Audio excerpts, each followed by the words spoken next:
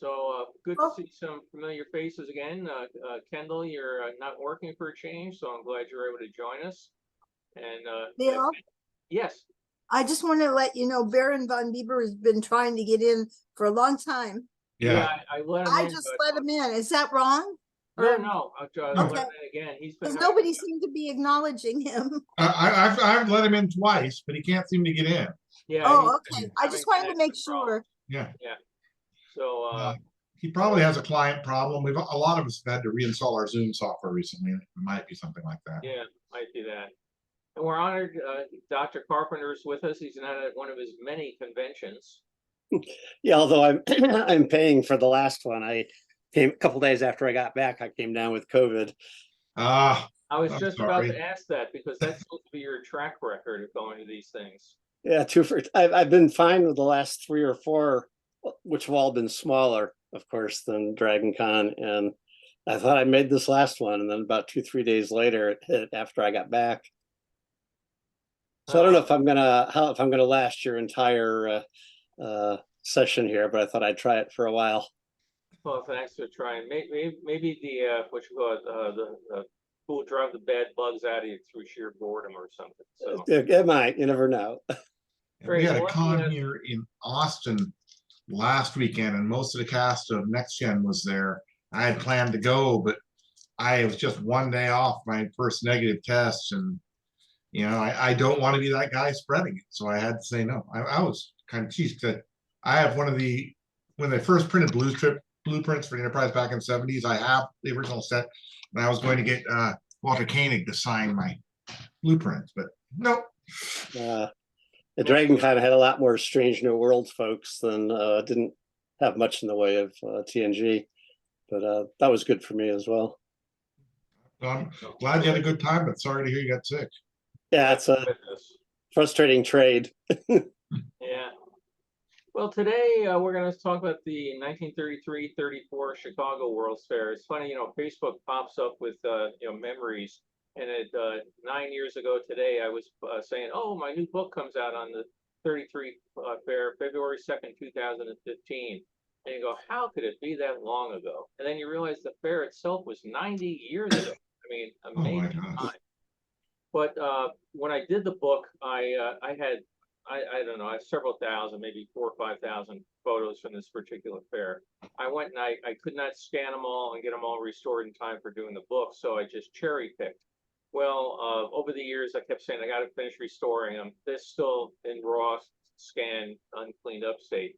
But in typical Bill Cotter fashion, I keep adding to the collection. And I recently got some photo albums of people that put them on eBay. I got them, and what I thought was interesting on most of these, they're on the typical black paper you used for photo albums of the time, and they're the white pencils or crayons or whatever they use to write the description. So what I generally do is I take the pages as is, do a scan on them so I can capture them the way they were, but then I take the photos out of the albums, scan them at a higher resolution, and I keep the photos in protective pages, because even the photo album pages, you can start noticing that the back of the pictures when you take them out is slightly discolored. And you can also see the acidic factor when you take them out of the little triangle things. Matter of fact, I have a whole bunch of them sitting here that I took pictures out. See, this shows up. These little triangles that you would stick things in and go to the corner. You pull them off, and the corners of the pictures of started turning brown because of the acidity in these things. So what I'm going to do today is go through a couple of the albums where the raw pages, and then others if there was no writing on the page, I just took them out and scanned them. So let me share the screen here.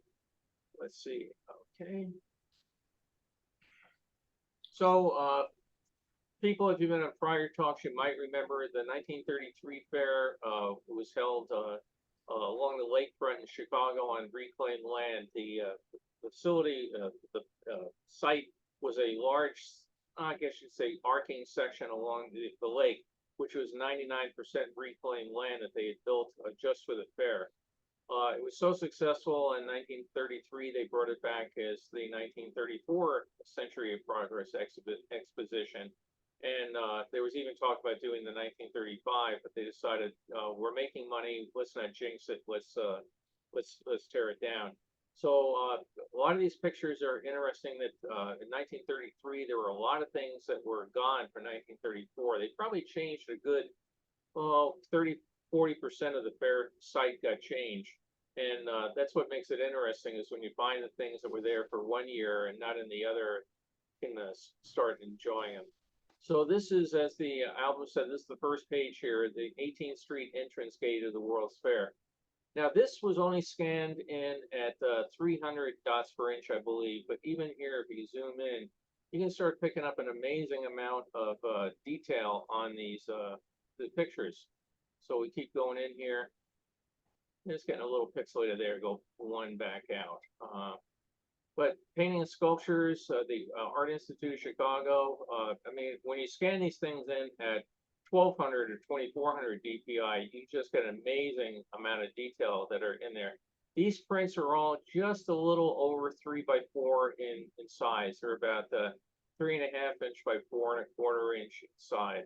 And then you can see on the other one, you can start reading in on the headline, try to figure out what was going on that particular day. And I never knew, for example, until I looked at this, that Elgin clock had the official time and stands around the site.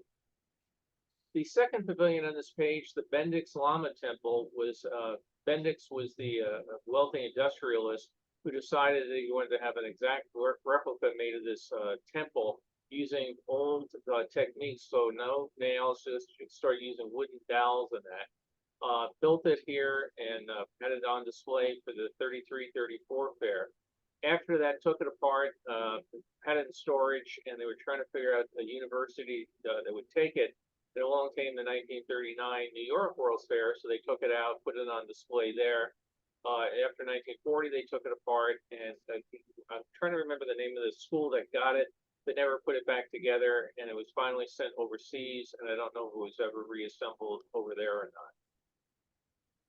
Illinois Host House was the state of Illinois had the big pavilion here where you could go and get maps of the fair. It's basically the information center for both the fair and for people visiting the state of Illinois. In the background, you can see the big tall arches of Soldier Field. They're still there today. And then, like I said, inside was all sorts of stuff on the state of Illinois. Over on the right, the Japanese pavilion. They did this with a lot of the pavilions. They would build them overseas, take them apart, bring their craftspeople over here, put it together, and display it.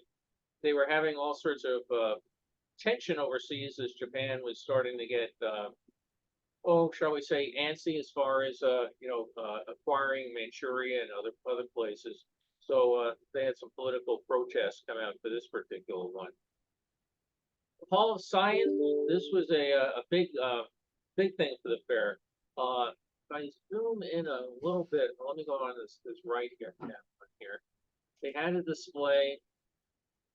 It's right here where my mouse is moving around. You can see a map here, and then some clock towers and everything.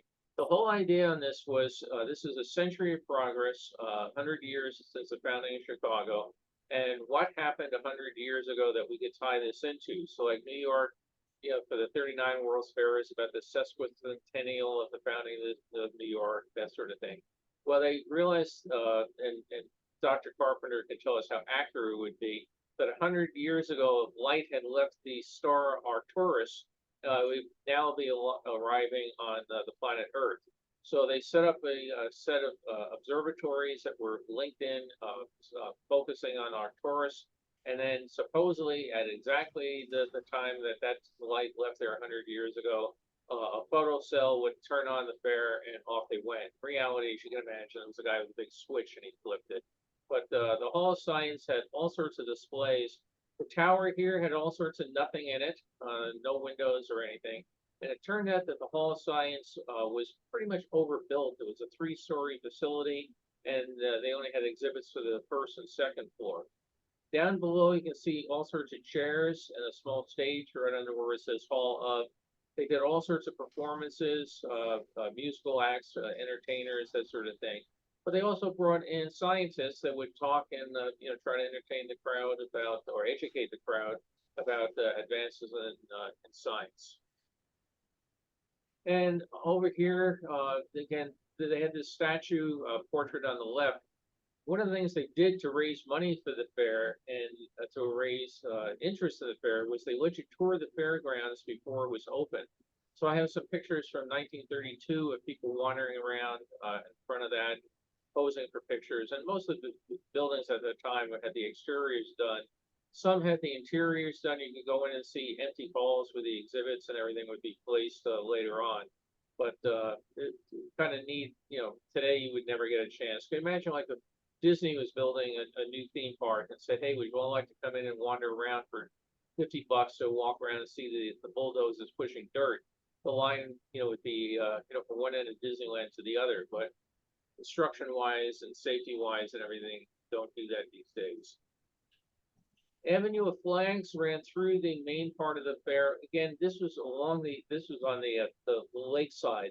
What they had done was build a set of islands out there connected by bridges. So they're still out there today, and you can go see the layout. But this was on the shore side of it, and the Avenue of Flags just ran down from one end of the avenue down at the end was the Hall of Science. And the flags were not any flags of any particular nation, states, or anything. They were just colored flags that flap in the wind. The Fair Corporation at one point made a note that the Windy City certainly lived up to its name because they were having to spend more money replacing these flags than they had originally anticipated because of the wind shredding them. And in one note, somebody mentioned that luckily, with them being just single color swatches, they're fairly easy to replace. So you can imagine if they had put all the fairs of the participating nations or anything, and they had to go and replace those, it would have been a more expensive proposition. There's the Avenue of Flags at night, again stretching off. This was a big thing for electricity for the fair. They had Westinghouse and General Electric were both competing to have their electrical lamps and that sort of thing to be the standard for industry.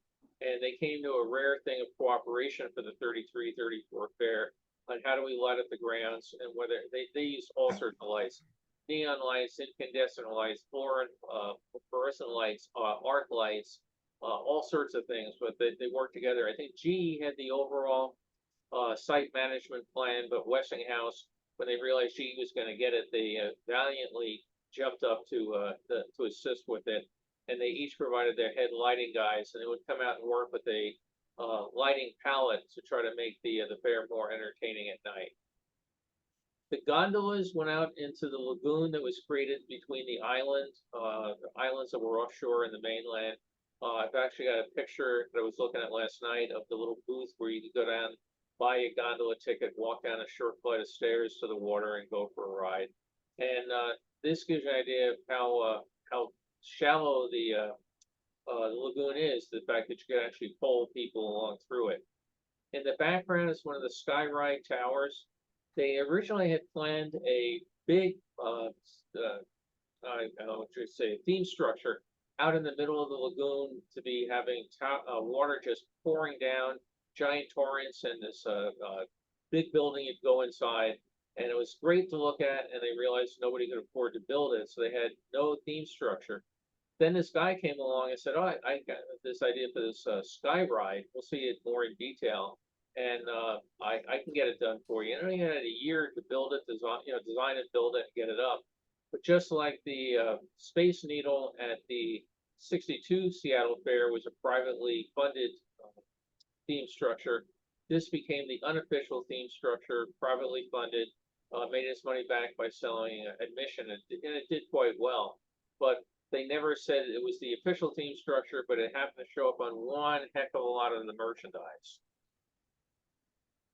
Along this group here, this is called the Journal Exhibit Area. They had 4 or 5 buildings that were pretty much identical in design.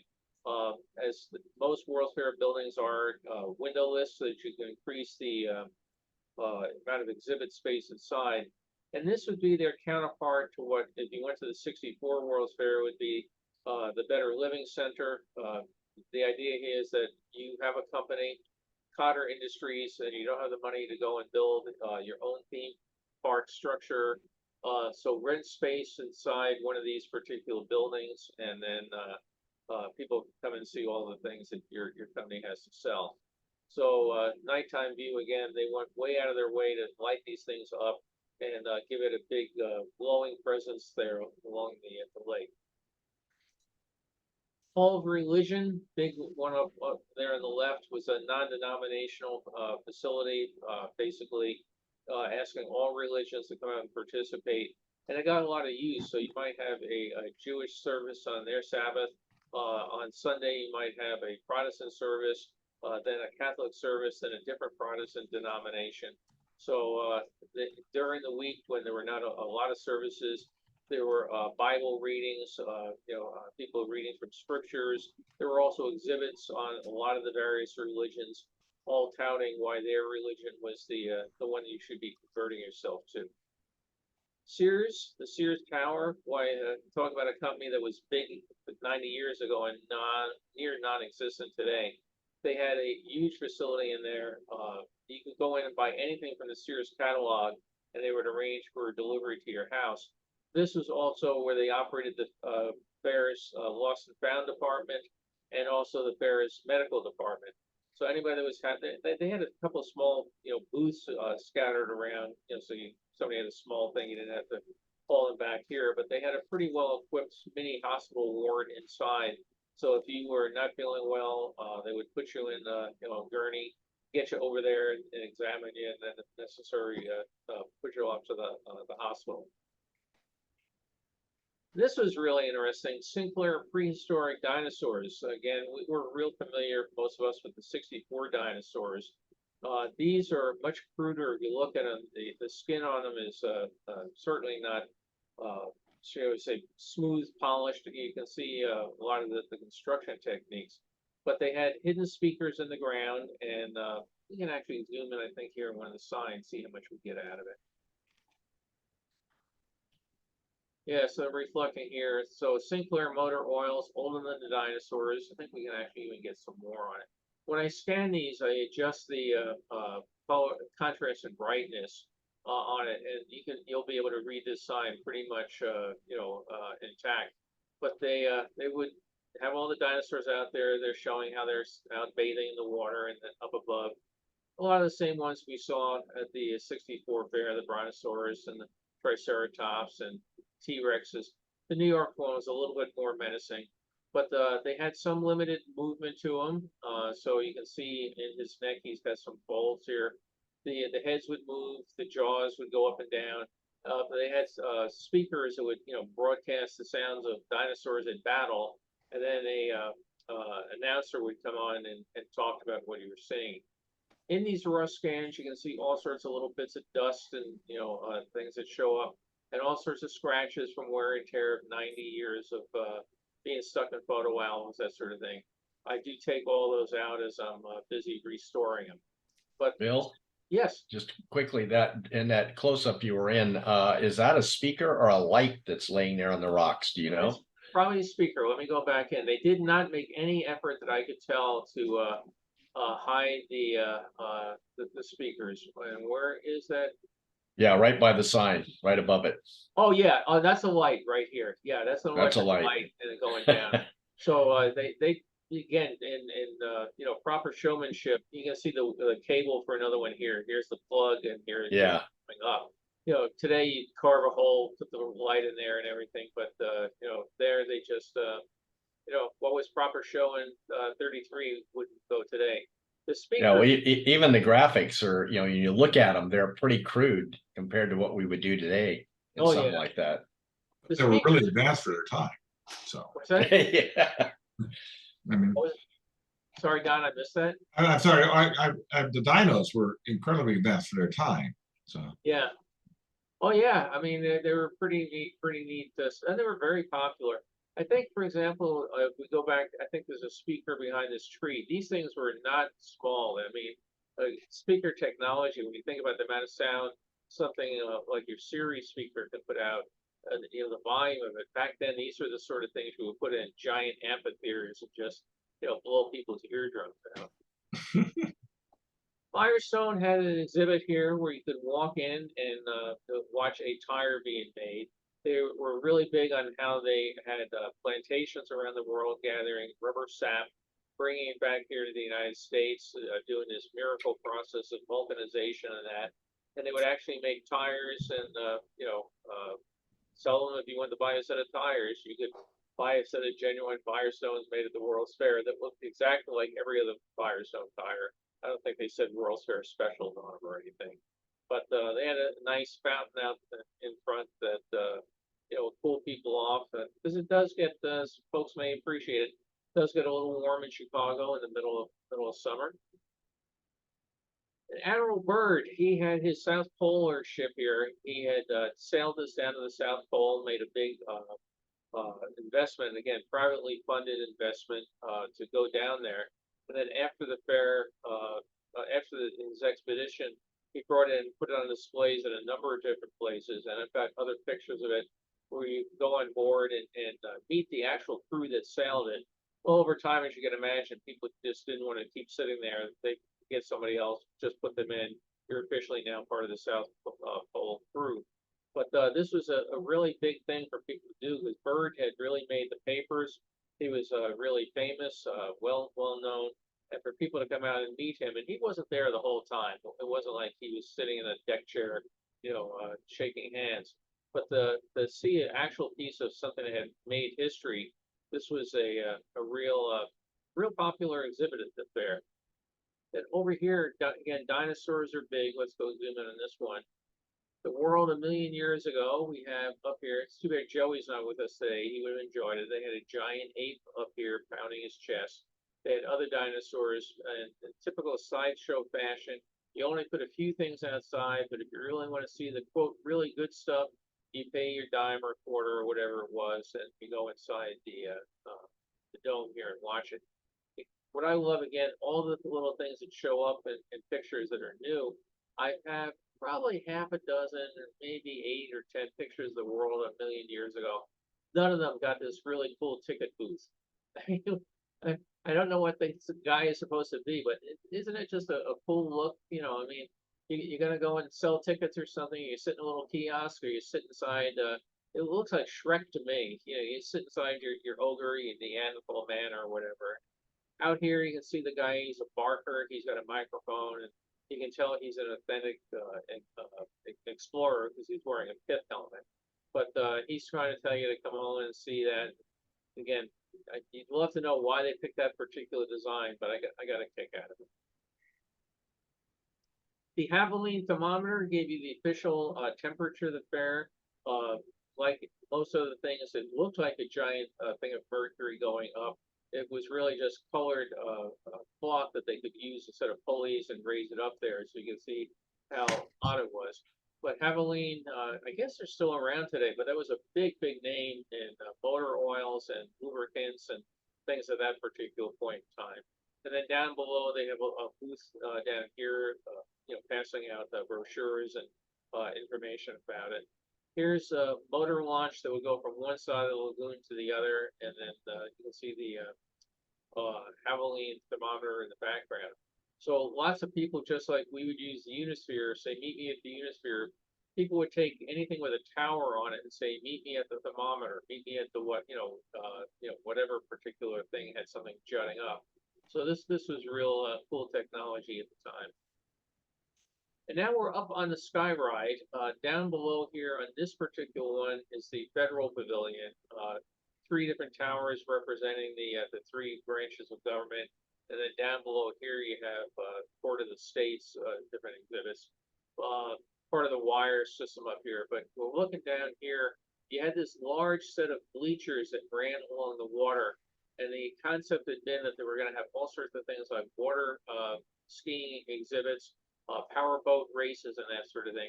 They turned out to be pretty unpopular. That it's very rare that you ever see people sitting in these bleachers because when the fair wasn't there, if you went out to the lake, what did you see? You saw people water skiing or you saw people on powerboats. So why would you take your time to go to the World's Fair when and again, you had to pay to be inside the World's Fair? right over here outside the fairgrounds, you could go and see and pretty much watch the exact same thing. So there were a couple flops for the fair. One of the pictures, I don't know if I'll get to it today, a fellow named Jansen at the Jansen Beach, and you could come into the fairgrounds, go into a locker, put your clothes in a locker, and swim for a fee at the beach, or you can go outside the fairgrounds and swim in the exact same lake for free. So you got to sometimes wonder who talked these guys into these various ventures. If we zoom in on this one a little bit, you can see again the avenue of flags here. You've got the shed aquarium down at one particular end. You've got a science museum. This is actually outside the fairgrounds here, but here is the Sears Tower, and over here is the state of Illinois pavilion. So again, don't have anything particularly in the towers, but they look pretty impressive. So let's build them up there. And again, the Sky Ride was pretty spectacular. You got in these cars which were vaguely designed. They were credited to look like spaceships from the Flash Gordon films serial that had been so popular. And you go up these towers and then carry across on the other side. And here's a view looking down the fairgrounds again. As I mentioned, it's a long curving arc along the lake, a bridge that goes out, and there's one of the islands that we'll get to.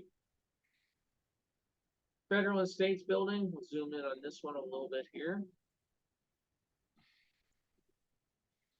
Again, 3 towers for the various forms of branches of government. And then Garden Cafe, they had an awful lot of outdoor cafes and things you could enjoy yourself, because after being cooped up all winter inside, for the Chicago winters, why would you want to sit inside to eat? Particularly when air conditioning was still not all that particularly common. So rather than going to the expense of building a giant air-conditioned restaurant, put people out in the patio and they could watch out here on the lake and enjoy themselves. When Prohibition ended and the beer was becoming back and more popular, all of a sudden all sorts of beer gardens and restaurants opened up, and people found them to be very popular. Again, Federal and States Building, let me zoom in on this one over here at the bottom. They had all sorts of competitions for people to do the statue work, the artwork at the various pavilions. It was a big feather in your cap to be able to say that your statue of George Washington had been on exhibit at the World's Fair. Just like the later New York World's Fair, almost all these were made out of plaster, gypsum, things like that were temporary in nature, so they do not survive and stay with us today. Looking across the Federal Pavilion, there's a small dock here. They offered a motor launch that would take you across and drop you off there, which was really nice, and people enjoyed it, except it cost money. So just like the escorters at the 64 World's Fair turned out to be not too popular, the motor launches turned out not to be too popular. They also found that even though it was a sheltered lagoon, the main part of the lake is on the backside of here. This could get fairly choppy, and a lot of people complain about getting seasick or getting wet out on the launches. So I don't think the launches made it through both seasons going at full volume. The big idea here was they could take a dignitary and take them in across here and not have to go through all the crowds. But then they found out that a lot of dignitaries liked the crowds because they wanted to be, given lots of adoration, that sort of thing. Hall of Science, again, way in the background, the lagoon looking across over towards it. Sky Ride just sticking up to the very side. But a nice nighttime view. Again, they spent a lot of time and effort. Before the fair was open, they had made the decision they were going to do all underground buried cables.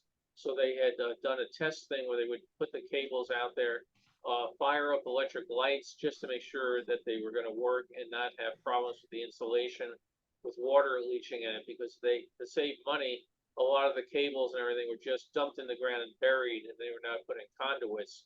So they wanted to make sure that they were not going to have any problems with electricity, and it ended up working well. Inside the Fountain of Science, I forget the name of this sculpture. It's a metal sculpture work, and this one, because it was metal, whoops, went the wrong way there. I did not want to rotate. No, let's discard that. Let me go back and zoom in here. the rotate button being just to the left of the zoom in button. This was a robot here. It's a man and a woman cast in metal, and the entire idea here was that where mankind is going to be befriended by the generations of robots that are going to come along and be our servants and do wonderful things for us. And this particular sculpture group does survive. It's in the university. The name escapes me at the moment, but that's the difference between casting something out of aluminum or casting it out of plaster. One will last and the other does not. And again, looking back over at the Hall of Science. Electrical building, they had a huge exhibit out here. I've got some great pictures in my book of these friezes, these murals that were carved into the buildings, all about how, the discovery of electricity up to modern day, and all the wonderful things it does. But in this particular case, you can see they took spotlights all aimed to come to a central apex over the at the top of the building and come down. And then here, these pylons are all lit up again with a combination of neon lights and then other not fluorescent, incandescent lights to spotlight it. This is Enchanted Island. This is really a fun bit. They had a whole kids playland out there, and kind of garish in one way. I'll zoom in here. They had this giant, here we go, a giant wagon here. The kid's in his radio flyer wagon, and he's up here. And I always thought this whole reminds me just right off the bat of Pleasure Island from Pinocchio. Just the style of the characters and everything. Down below, you can't really see it too well through the trees, but they had a radio flyer store, and you can go and buy yourself a miniature radio flyer wagon that was probably about 4 inches, that sort of thing, and highly sought out by collectors. When I was mentioning I was doing this chat, somebody was getting in touch with me. He collects American Flyer wagons and sent me a picture of his collection. You think collecting stamps is tough to find a place to put it. Try to collect these wagons, and he's actually got them all on a wall in his man cave or whatever. But all sorts of the little miniature ones as well. So they had all these cutouts. This guy's a sailor over here. Here's a soldier, an Indian chief. And you can see they had things like slides and teeter-totters, that sort of thing. So the whole idea here was you can come and park your kids, and they could enjoy the fairgrounds while you were out doing something else, seeing something more adult.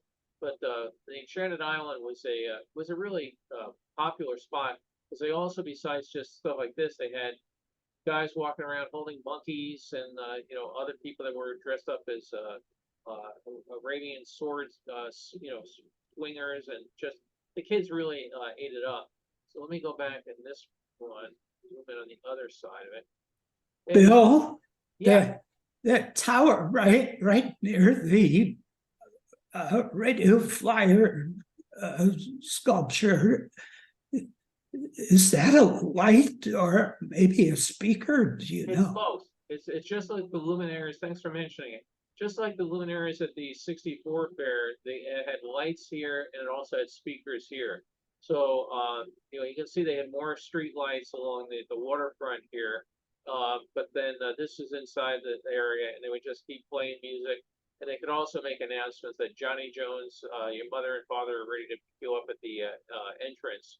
Please come and meet them. But yeah, that was basically a speaker system with lights down below. Here, by the way, this shows really well these little corners.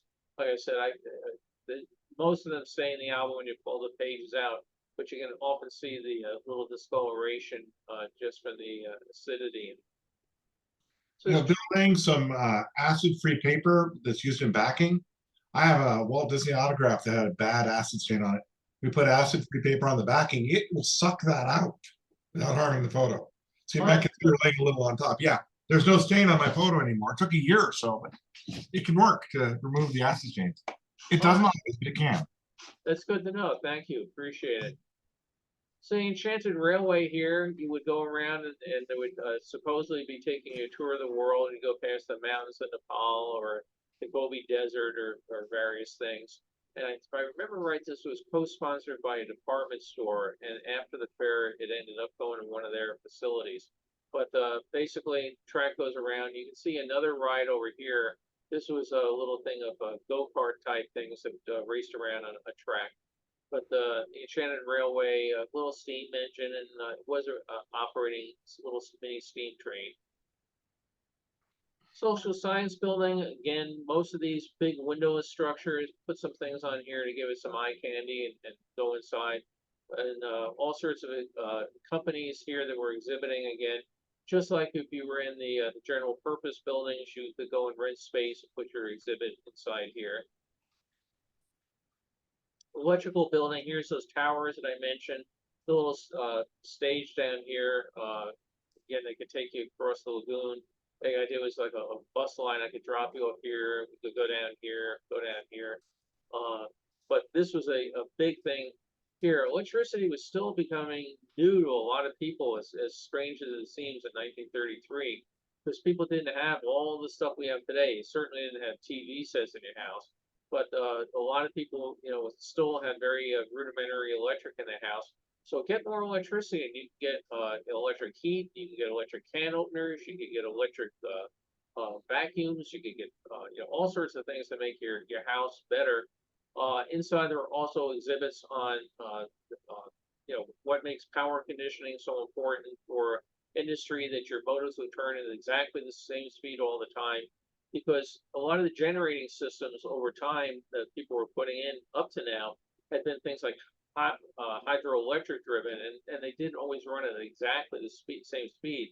So if you had something that had to go at 60 cycle power, and the cycle would go up or down a little, well, now they would show you exactly how we could steady state the power and make it better for your manufacturing processes. Goodyear blimp, a big thing for World's Fairs.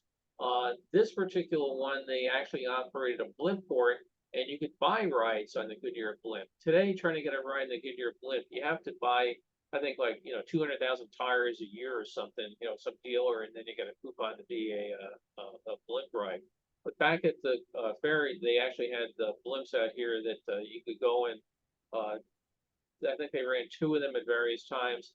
They would tether down with the ropes, about half a dozen guys would haul it down, hook it up. You get on, they take you off for a 15-minute blimp ride out into the lake and see the fair, and come back down, and the next one goes. When World War II came out, the government ended up confiscating the blimps and turning them into anti-submarine war patrol ships along the coast.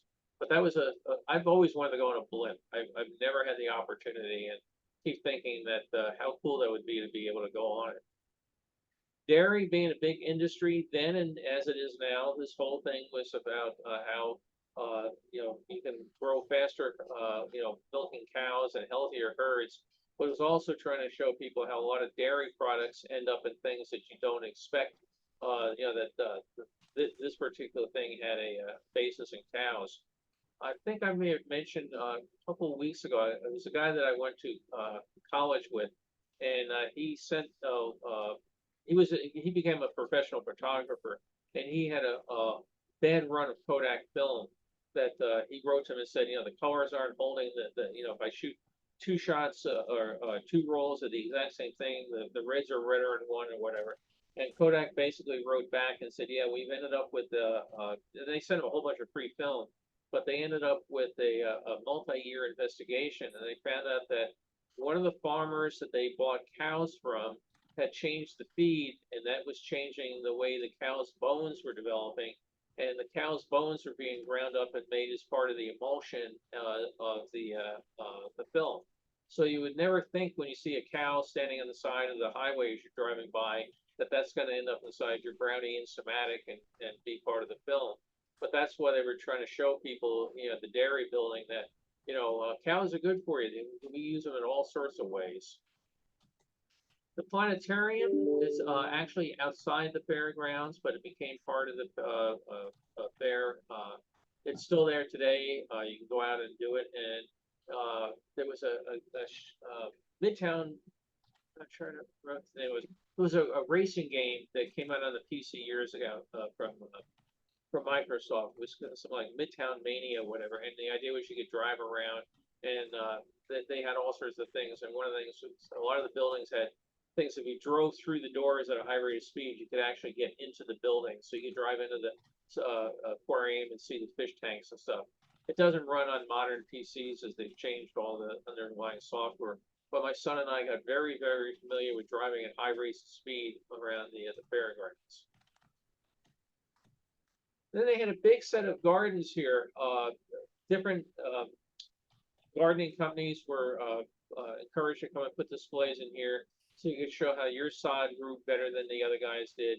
A lot of people now, as the depression, trying to relieve the pressure on America, start putting money into gardening. And if you had any sort of money, if you were upper middle class, you might put a nice pond in your backyard, that sort of thing. So they had things out here, baby deer wandering around. You get a photo op, some swans going out. Sorry, I'm getting all sorts of pages here. We had the LAPD call me right before this talk. They needed to send out a crew for a missing person, and I couldn't make it. So I'm just getting updates from everybody out in the field. Anyway, the horticultural building inside, you'd go in and they would show you how you could grow plants inside. For again, Chicago being kind of cold in the winter, they would encourage you to put your own little greenhouse together, and you could grow orchids in the middle of July or middle of January if you so wanted to.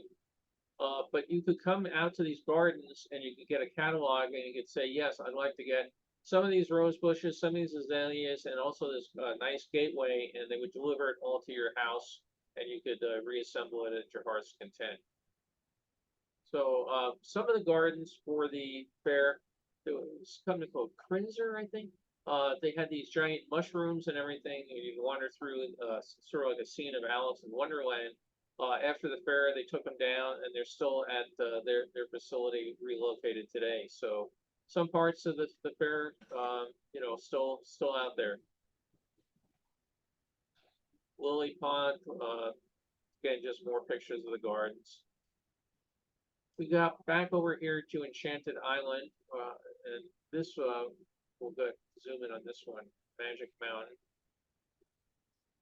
A little different than our Matterhorn at Disneyland, but the whole idea was you could go up in it and then come sliding down a slide, sort of like Splash Mountain, and get the thrill of that.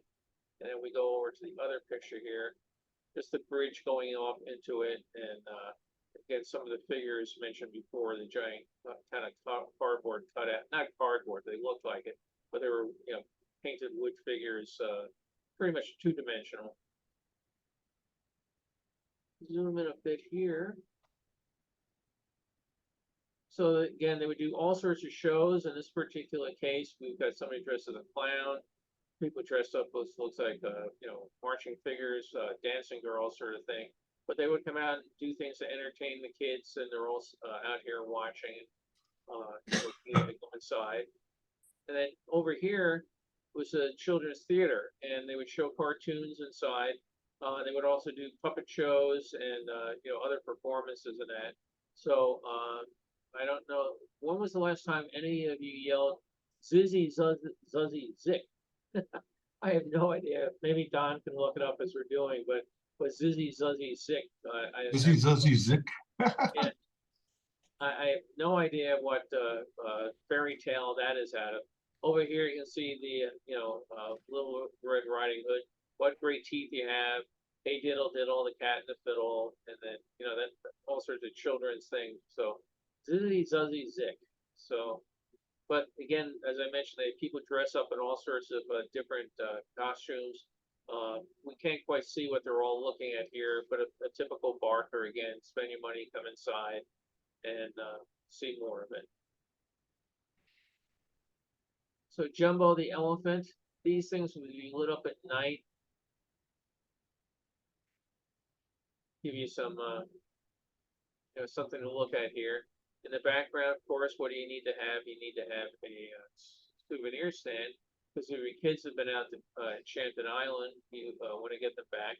So here's somebody selling crayons and all sorts of things, some sort of paste and crayons and stuff.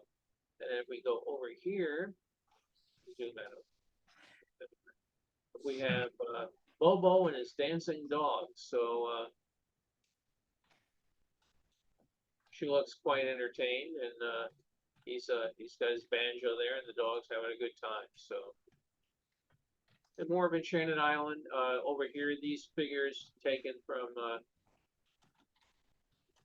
Scarecrow and the Tin Wizard from the Wizard of Oz. The lion further down. They Are those near the Zizzy Zizzy Dick thing that you saw? what was that? The Wizard of Oz things, are they near the Zizzy Zizzy Zick thing you saw? Do you know? Oh, okay. Because that seems to be a quote from the Wizard of Oz. Good to know. Thank you. They had small. The fair had a very large size amusement area with a good size Ferris wheel and other odds and ends, but they also had a small kids downsize thing. So again, the proverbial ticket booth, because nothing's free. Come in and get yourself a set of coupons going. You can ride the Ferris wheel over here. Little rocket ships going around, but they always seem to be very popular. More of the gardens. These are quite expansive. These are pretty good size all along the lake, and a great photo op. And inside the building, again, they would have exhibits of how you could get different type of gardens. And you know, this particular Southwest garden wouldn't grow so well outside in the Chicago weather, but trying to encourage you, you might want to go and do an indoor garden and get some cactus and that sort of thing. Morocco, sad to see about the earthquake they had there yesterday, but there were a number of foreign pavilions, more so in 34 than in 33, because a lot of them realized they had been popular in 33. Let me come back and go there. So if we zoom in on this particular one, people again, you could walk inside. Most of these were free. Some of them, when they went to the village concept, charged for admission. But the whole idea was to let you lure you in with this exotic looking building. And then inside, we're going to sell you all sorts of Moroccan art. We're, of course, going to have our Moroccan restaurant. And we're going to have a camel inside. And if you want your picture in the camel, pick it on the camel. It's only 25 cents, and we'll be glad to take it for you to do that. Over here, we have the old Heidelberg Inn. Interesting to see the vehicles driving through the fairgrounds. No particular idea why there were so many at that time of day. But the popular restaurant here selling German food, and again, with the end of Prohibition, German beer. So this was a very large restaurant. They operated a thing with the railroads where you could buy a set of tickets that would take you on the train from, say, New York to Chicago. Your ticket food included a hotel room, and they also included meal coupons. So the old Heidelberg Inn, being a very large capacity restaurant, was one of the ones that the railroads would take you to. They also went to, I think it was Pabst Beer. There were 2 or 3 of them. But it was great because you could leave New York, go to Chicago on the train, stay overnight, see the fair, come back the next day. And it was pretty well inclusive. Most of your meals, hotel lodging. So you knew in advance what you were getting into at the dollar-wise. This is kind of interesting. I've been to the Adirondack Fountain, so think about the New York, State Pavilion for the '64 fair. Well, the '33 fair was a little bit different. But if you've ever been up to the Adirondack Mountains, which is one of my absolute top favorite places in New York State, you know what a beautiful area it is. And they were out here trying to tout it more for the recreational aspects than the logging that. Because already by this point in time, they were starting to realize that if you just can't keep cutting down every tree in sight, and they're not going to grow back at the rate you do it. So they were already starting the forever wild thoughts for the Adirondacks. Egyptian temple. This was not built in Egypt and moved over here, but they had all sorts of displays. Remember King Tut being a real big thing. Most of the displays inside were reproductions, as opposed to anything of real ancient value. But this was the first time people could go and see, a mummy. Whether it was a real mummy or not didn't really matter as much. Lincoln had a huge area at the fair, being Lincoln's birthplace. They were very, very proud of that. So I think if we zoom in on this, it will tell us that this was a reproduction.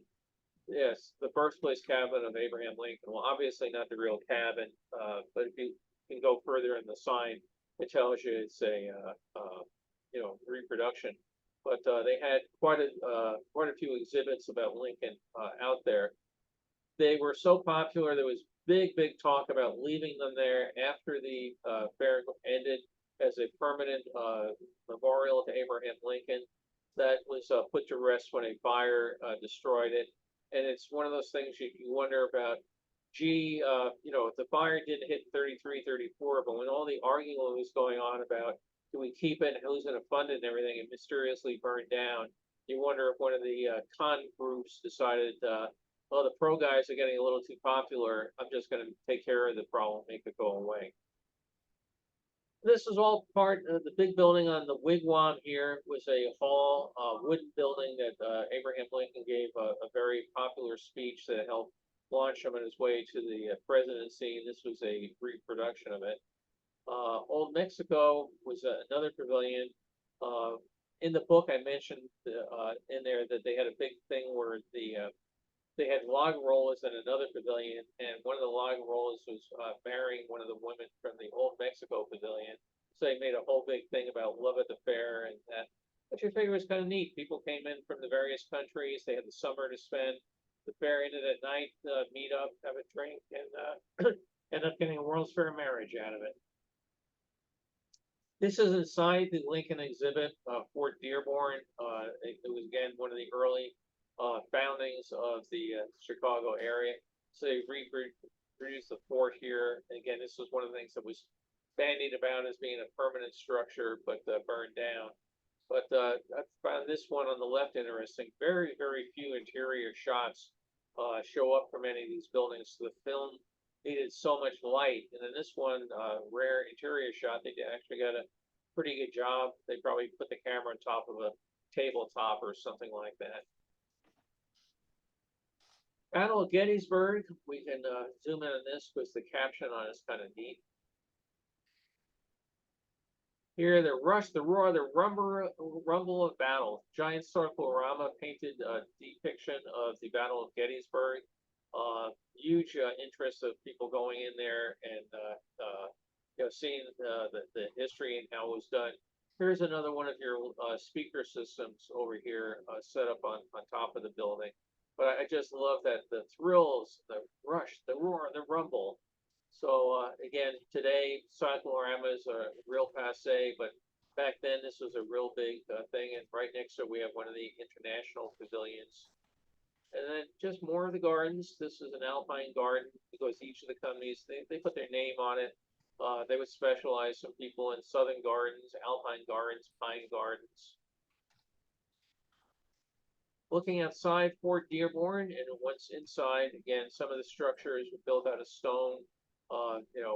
Most of them were out of wood, but they had guides who would take you around and tell you how life was inside the fort. And I believe Fort Dearborn does show up on one of the official United States postal stamps issued to commemorate the fair. Yes, it does, Bill. I was going to mention that later on. That one and the federal building were the two stamps that were issued for that fair. Great, thanks. It's funny. I forgot the federal one because I collect stamps, and I was looking at it, remembering. But Fort Dearborn, I can remember. I was 8 years old. Getting stamps and buying and everything. And looking, and my uncle Steve was really big on stoking my collection, and we would talk a lot about not just the stamps, but what they represented, and that sort of thing. So as soon as I saw the Fort Dearborn, I just bam, back to 8 years old with Uncle Steve. And he's up inside the block house, and looking across there is one of the Skyway Towers. Belgian Village. This is really what got me started. I mentioned in a prior talk on looking into the 33 fair. I've been on eBay. I bought a whole lot of original black and white negatives from the Belgian Village at the 1964 World's Fair. Got them home, started scanning them, and realized everybody's wearing really old clothes, including a lot of the men in straw hats, and the hairstyles and everything didn't look right.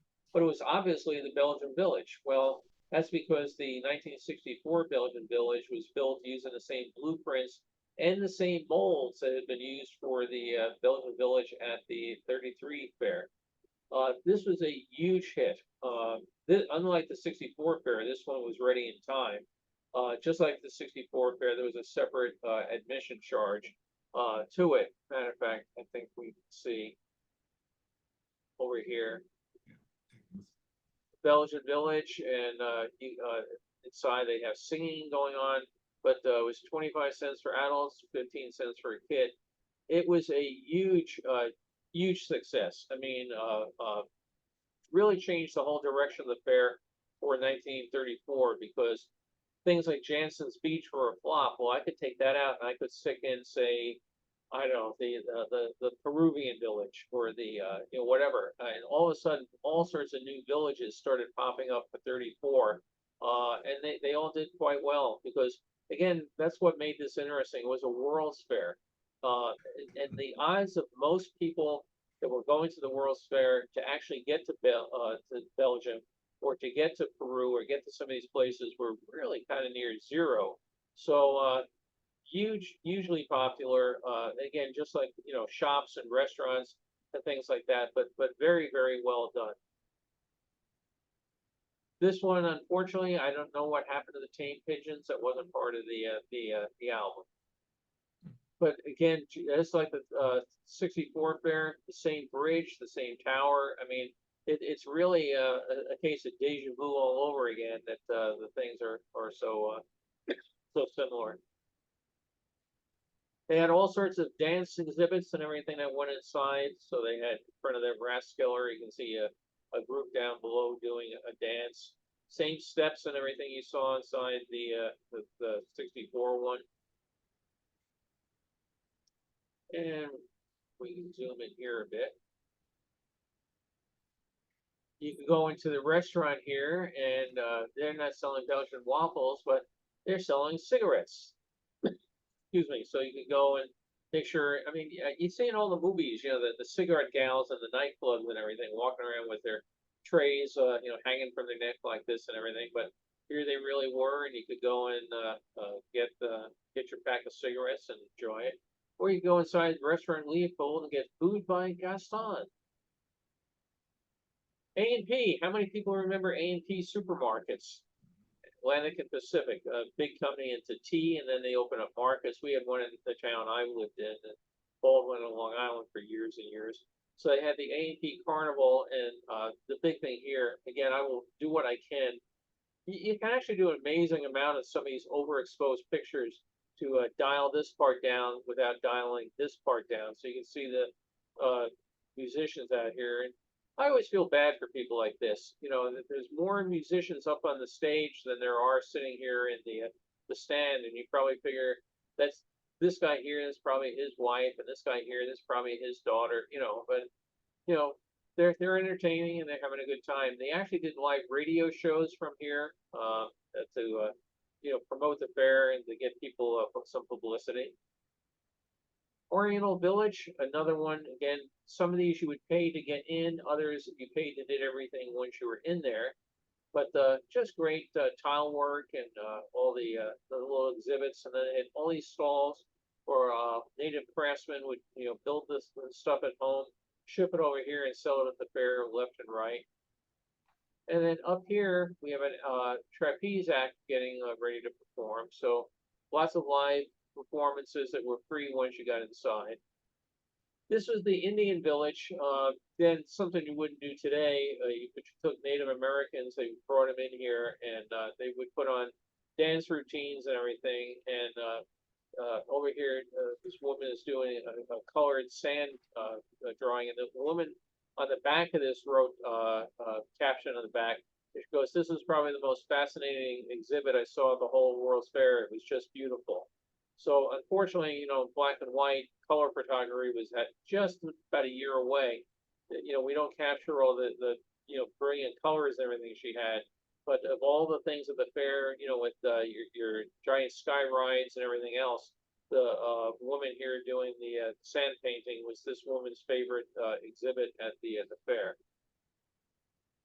and more dancers and things that they had there. They had a whole Indian village that they lived in, and they took advantage of the Indians. So it was unfair. They lived at the fairgrounds. So where do you get your food to eat and everything? Well, you get it at the Indian store.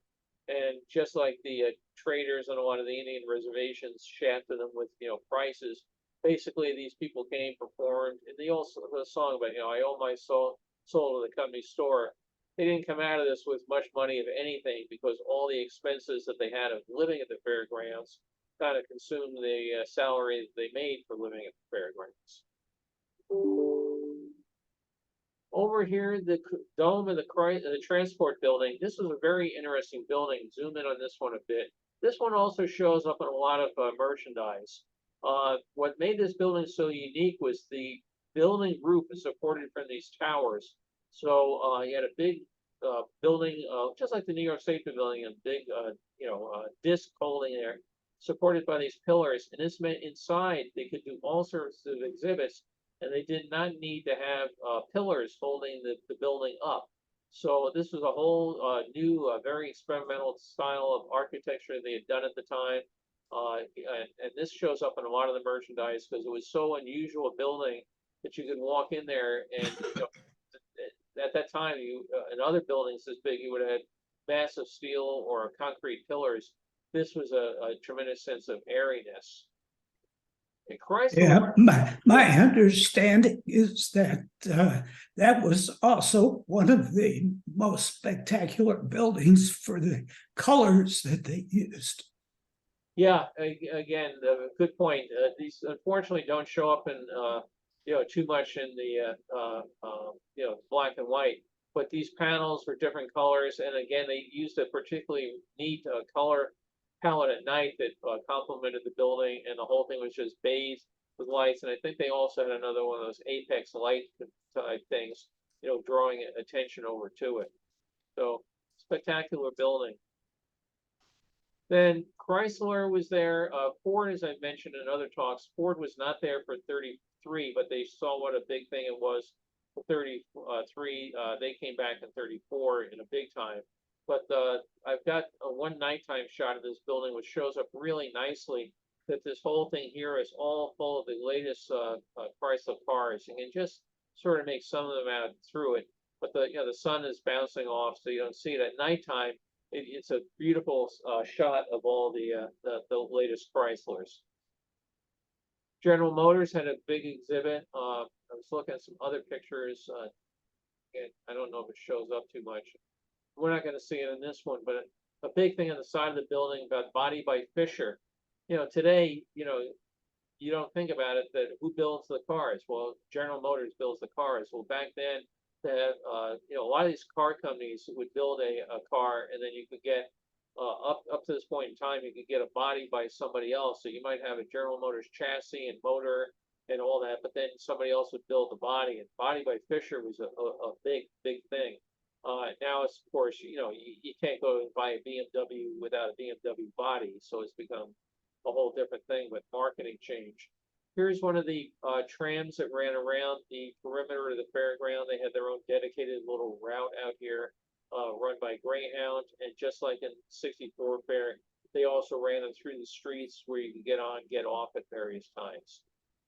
This is another one. I've only seen hand-tinted pictures because, again, color photography was not a big thing then. But this was all sorts of bright colors, bright reds, yellows, greens, and everything. And the whole concept here is they were going to do a Mayan temple, an exact one-to-one copy of an actual Mayan temple. And they realized it was going to cost $1 bajillion to make, and they only had $250 million. So they made it. They just did one small section of the tower, the temple. But it was really spectacular to see. And again, if you get into all the details, these are all carved into the stonework. It's really a spectacular building to see. Oh, I went the wrong way there. Okay, hang on. I think we're going the wrong way. 1 second here. Okay, so this is at the end of the last page. For whatever reason, all the others were 3.5 by 4¼ photos. This was a large one in the Hall of Science. And what's interesting here is that here's the letter. This Mary Dugan wrote this to Paul Van Dort. Paul was the fellow that created the 1939 New York World's Fair, and he unfortunately passed away 2 years ago. And I've taken over his website on it. And if you read this, she's talking about her grandmother in there. There was a picture of 3 gals sitting on a wall. I'll show that in a second. And they tracked down the photographer took the picture, and they were able to track it down. So they're over here, a newspaper article about we have this picture. We're trying to figure out who the gal is, and it was a note card posted. What had happened, if you read this whole story, somebody had come and visited this woman's house, and she saw the picture on the wall and say, "That's my grandmother." Well, the woman then goes to Cape Cod. The visitor goes to Cape Cod, and there in a gift shop is the exact same picture she had just seen at her friend's house in, sitting in the Chicago area. So here's the picture, and this is the gal's grandmother sitting there. So talk about serendipity, all the various things that had to come to the play. You go there. If this picture had been in an album, the other one wouldn't have seen it. But she went to a gift shop, and the picture 80 years later was still being used to sell cards. And again, printed in France, sold by somebody in the Cape Cod area. And here's the picture of Mary Dugan is sent in the album. And here's her mom at the World's Fair, age 4, riding one of the kids' rides at Enchanted Island. So it was kind of neat to be able to get the album and tie it in, and know who took it, and somebody enjoying themselves at the fair. So that's that particular album. Would folks like to see some other Chicago pictures while we're here? Sure. Let me go here.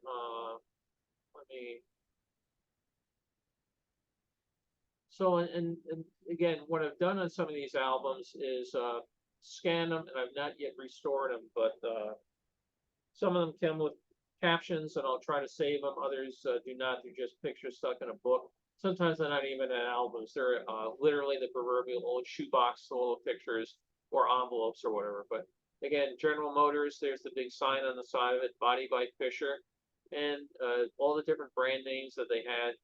Again, think about how many have changed. When was the last time you could go and buy a Pontiac or an Oldsmobile or a Buick?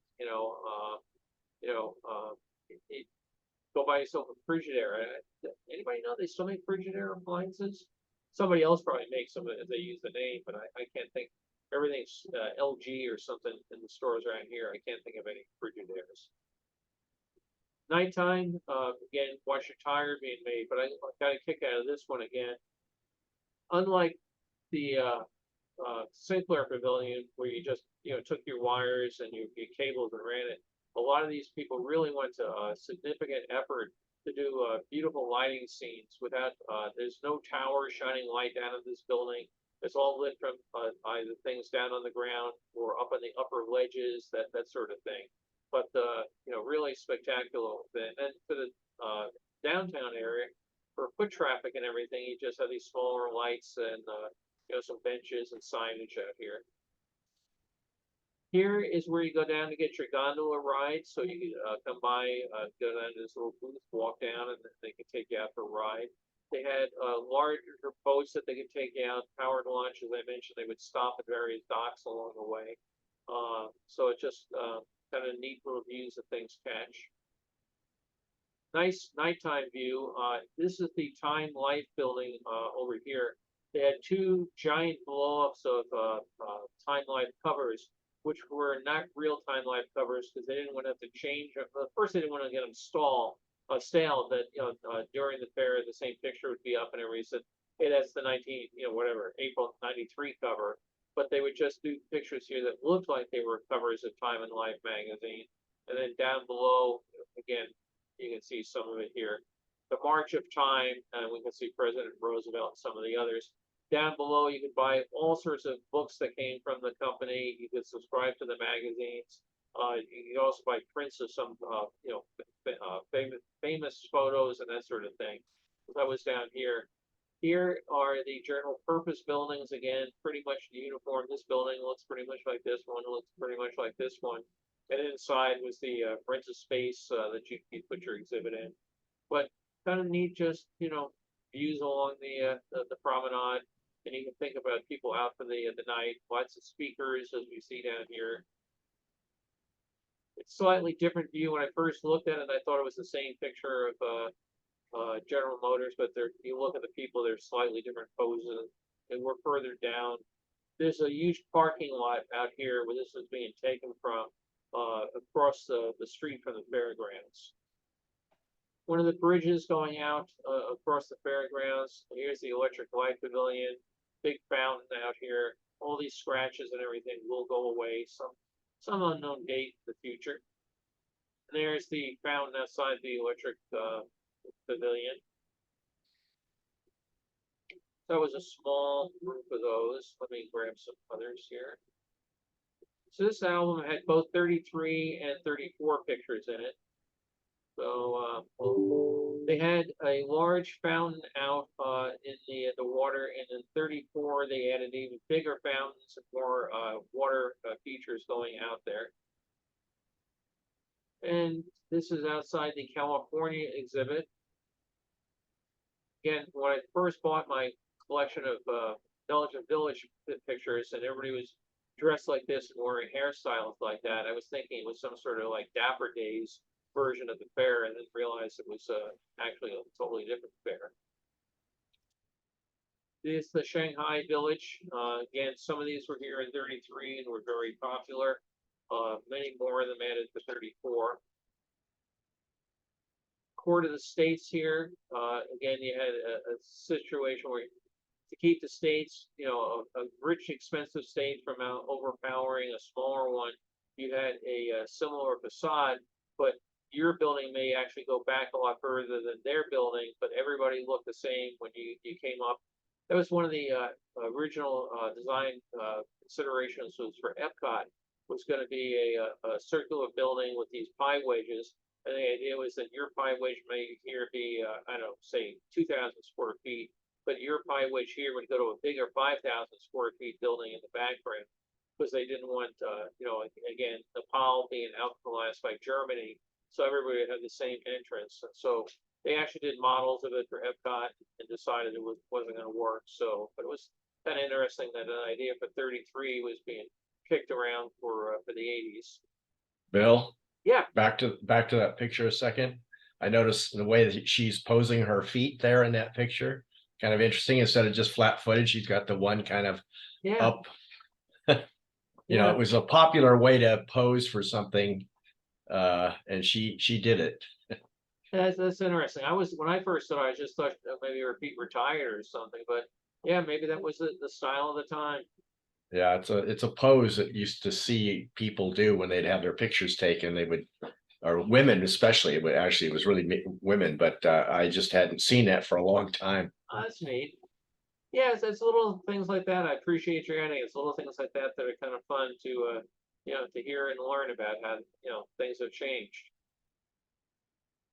Now this guy, he would go down on it was an actual real hard hat diver. They brought this boat from Florida, and he would go down, and you would sit in a bunker that went under the water with glass ports, and you would watch him go down. And he would demonstrate sponge diving, and clonk around on the bottom of the lagoon and pick up the sponges and put them in a basket and bring them back, and then they would go down and plant them again and do it. Well, these guys wrote a newspaper article, interviewed them, and they talked about how they absolutely lost their shirt because they had to bring this boat from Florida, and they had to sail it all the way around the eastern seaboard, get it through the St. Lawrence River, get it all the way there, and hardly anybody wanted to come out and see sponge diving. So they finally went back to Florida. They did not return for the 34 season. And somewhere along the way, they got something, I can't remember if it was cholera but they got some terrible disease. And, they had a hold up in some place like North Carolina, so they were well enough to go again. And they said something about, when asked if they would, think about going back for the 34 season, their reply could not be printed in this family newspaper. So it was kind of fascinating. So you see this, and you know, these guys had all the thoughts of making a fortune at the World's Fair, and they lost their shirt on it. Too bad. You know, it's kind of neat. And there he is up here with his helmet off. But again, you know, today people take scuba diving and everything for you know, for granted, and you know, big suits like this with the big brass helmet and everything. This was big stuff. That's how they were rescuing sunk submariners and you know, going down and recovering gold from shipwrecks and everything. Today they use robots and stuff, but you know, this was the stuff of boys' adventure novels. That's 33. Let me jump up here to 34 for a second. It's interesting. If you went to the fair let's see, in that particular one, they took it for in total 1, 2, 3, 6 pictures from 1933. And in 1934, they took some more, a few more.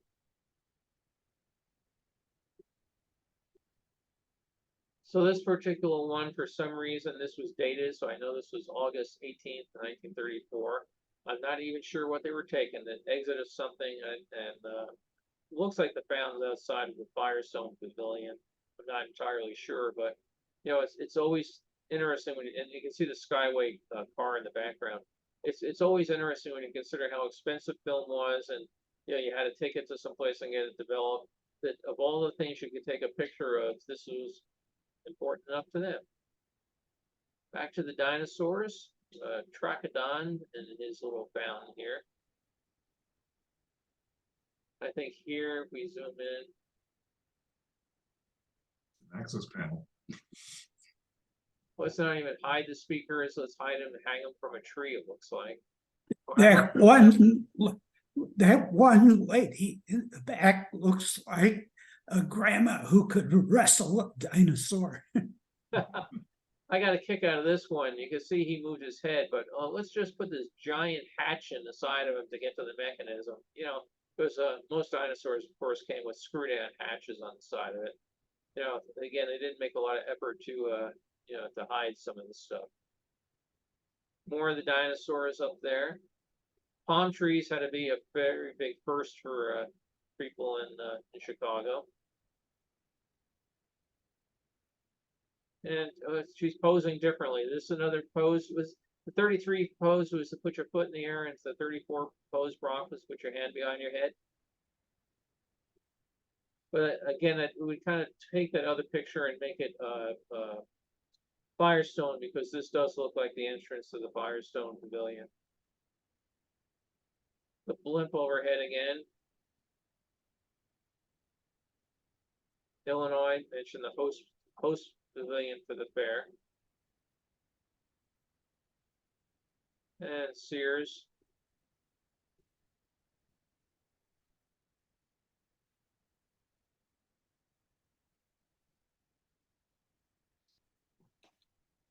Imagine going to the fair and walking around all day in those shoes. Oh boy.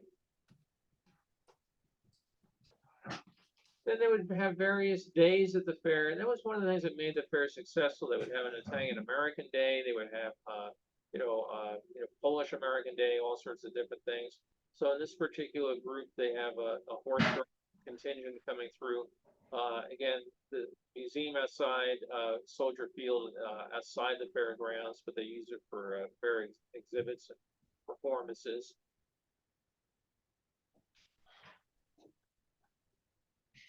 Zoom in. Come and get your mail your souvenirs home or anything. But almost every guy in these pictures, this guy's a real rebel. He's not wearing a hat. But almost every other picture, the men are wearing hats, the ladies are wearing hats. Everybody's so super well dressed. I think I have one last batch here.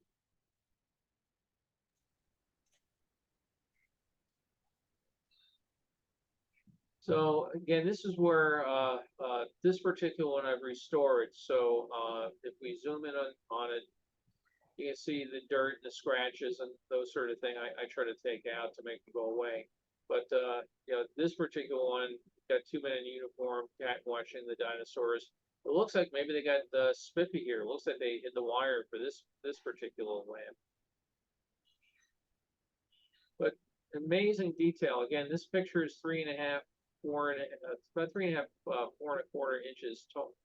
But you can get all the detail out of it here. Stegosaurus, the spine armored dinosaur, the Jurassic period, the Mesozoic age.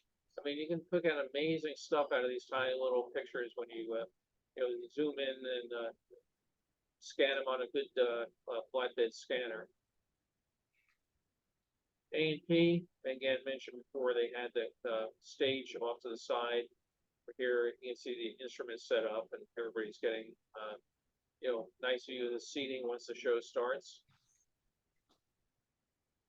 Some of these things you can see they change the entrances between the years, so you can go back and tell whether it's a 33 or 34 shot. They would enhance and spiff up some of their things. The state building. We've seen some of these before. Now in this particular one,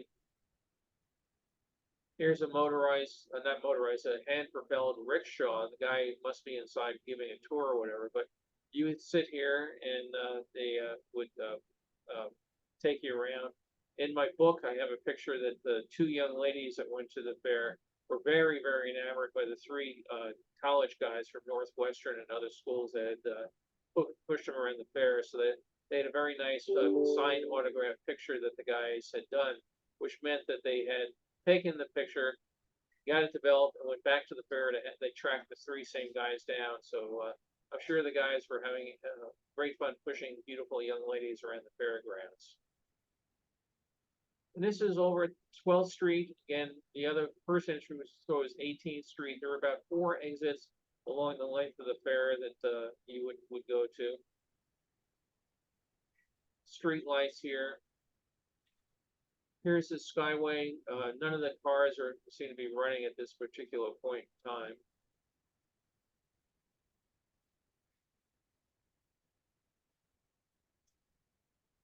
Walking over to the pavilion here. Again, the bridge going across the to the island. This one I got a real kick out of. For people that in Chicago for years and all, I never realized that Chicago operated double-decker buses like they do in England. So this is outside the fairgrounds, and you could take a bus and come here to the fair. This is parking and basically a drop-off area over here. And that the 12th Street entrance that was referenced to is just over here in this particular area. And here's the Adler Planetarium off to the side in the background. Port of States. And the federal building here, if we look in, here's one of the guys giving a tour, pushing the rickshaw along.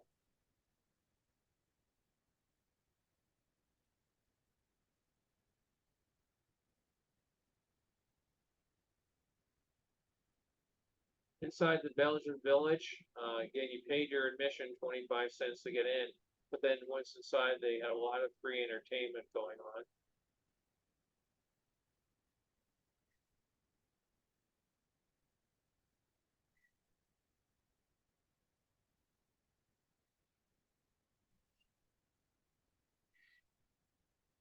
We're outside the fairgrounds. Again, parking lot over here. Can you imagine finding a car at the end of the day? They're all pretty much looking like the same black car to me. Now, a lot of you car enthusiasts will say, "Oh no, no, no! This one was totally different than this one because it's so and such." I can't tell the difference. All I know is I'd still be wandering around looking at the parking lot for my car today. Perimeter road outside the fairground and just a fence keeping you out. Things have changed so much. Think about this out in the middle of traffic, eastbound traffic, westbound traffic, and this thing sitting out in the middle of it. I don't know how many people would have just smacked into that, but good. Inside the fairgrounds, more of the entertainment.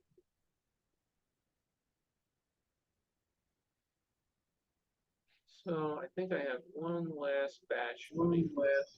look how the people are dressed. It's just hard to believe how we've evolved as a civilization in the way we dress.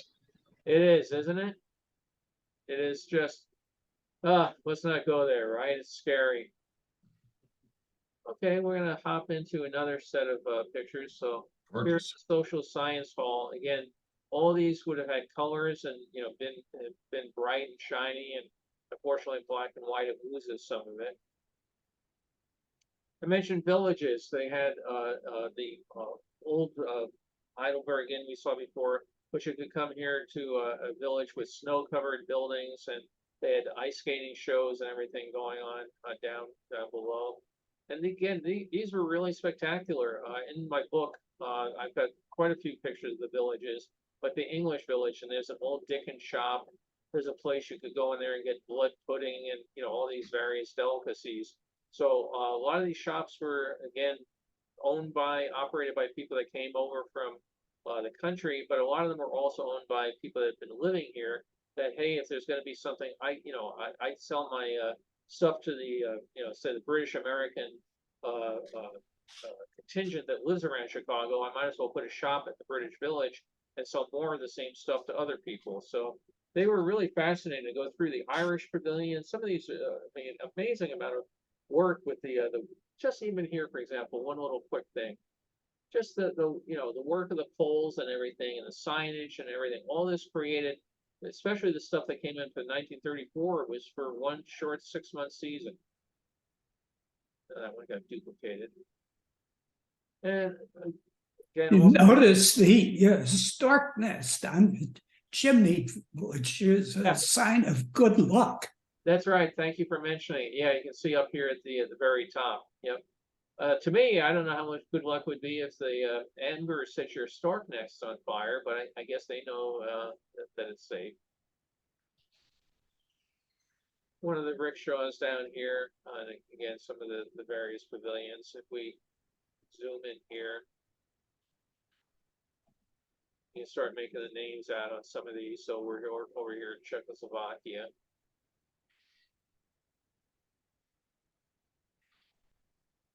And back then they didn't have restrooms or comfort stations. They had toilets. So things, the signage a little different vernacular. Trash can looked like right at home at the 64 fair. Looks pretty much the same. And this was interesting. I had not seen until I scanned this one.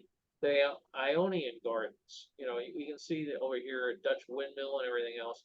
But I had not seen this particular shot show up before in any of the pictures. Your volume is so much lower than everybody else's. I have my thing turned up over 50 and I'm still. Oh, my volume's low. Yeah, You're fine here. I'm catching you That's just fine fine. there. Okay. well, It might be the noise canceling for the air conditioning. I don't know. I don't know, but it's been that way since the beginning. Oh, And I okay. kept turning it up higher and higher and I can hear you, but it's not as loud as I would like it. I'll have to buy you new speakers. So, anyway, All right, down here, ice skating rink. Mentioned before, Cactus Garden, and here you can see it absolutely matches Arizona. So, Wayne, you might feel real at home going to visit this particular garden. Then they did all sorts of exhibits, again, different kings, and some of these are inside the Irish Pavilion, the Belgian Pavilion, that sort of thing. And again, I'll be able to restore it well enough to be able to read the sign on it. Back to the garden area. Oh, Kreider's, that's the one I was mentioning. It kept this windmill is still at their gardens. Here again, Kreider's Diversified Gardens, and from Middlebury, and they had all these giant toadstools and stuff I mentioned. They picked those up, and you can still go to their gardens today and then see the windmill and that sort of stuff. So it's nice to know that some of that has lived on. And this is a stage show they did about the history of transportation out with the lake in the background. So here you have an old style baby carriage, back here a penny farthing bicycle. These are performers trying to get you to come and see their stage show. So Kendall's still with us. There's your favorite Buffalo Bill here. And in the background, horse-drawn wagons. Then as the show goes on, this all makes way for the first steam trains and motorized cars and buses, and then the modern trains of today. Another shot of the village. I mean, look at the details on these things, like this clock and everything. It's just, to me, I would have loved to have seen some of these things in person.